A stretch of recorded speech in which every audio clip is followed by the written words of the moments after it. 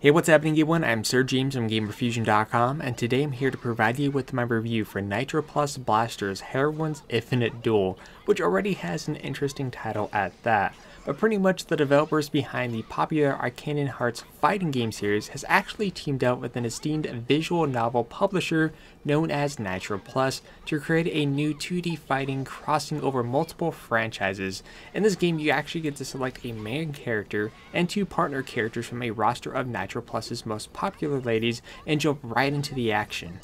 Now, going over the graphics, visually this game is quite nice to look at. Just everything about this was really cool in terms of the character models, the locations, the effects. Everything about this game was well polished and something that I really enjoyed. You have some scenarios that are bright and colorful, other scenarios that are dark and creepy, but nonetheless it's definitely an enjoyable experience from start to finish.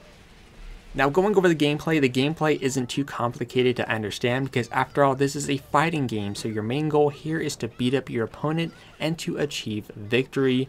But there is more to it than that. First off, the game does feature a little bit of a story mode for each of the individual characters. The story mode for the most part is basically the same, just a little bit of a different dialogue here and there, but there's even another story that you get to unlock after you beat the game, and even a few characters that you get to unlock.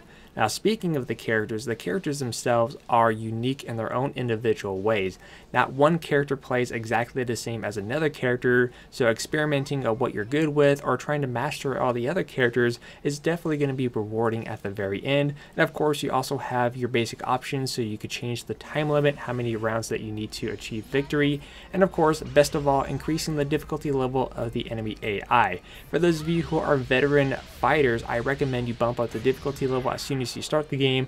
The basic mode it starts you at is 5, but definitely bump it up if you want a little bit more of a challenge, or at least get used to the characters at first. But other than that, it's just a simple basic fighting game where you are trying to beat up your opponent to achieve victory, and that's pretty much it.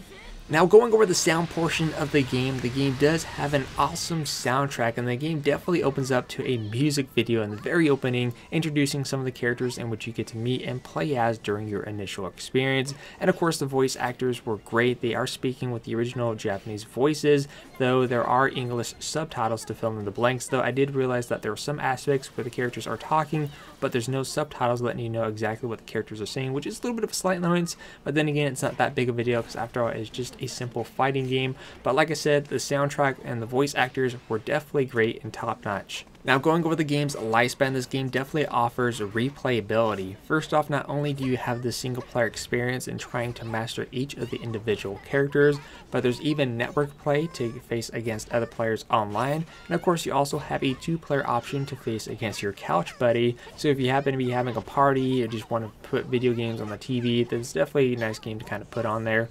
But overall, the game definitely has some replayability. Not like a huge amount, but a decent amount to keep you entertained, at least until the next fighting installment of whichever it is that you look forward to gets released. As for the innovation, was there anything new here? Was this stuff that we've already seen before? There's pretty much nothing new here because we've seen stuff like this in fighting games already, but that doesn't mean it's a bad thing because overall this game is a lot of fun. Trying to master each of the individual characters is definitely going to be an experience to be had, but overall I'm going to give this game a 9 out of 10. If you guys want to check out some gameplay, check the link down below, but until then, I am Sir James from Gamerfuzion.com, where we empower your gaming.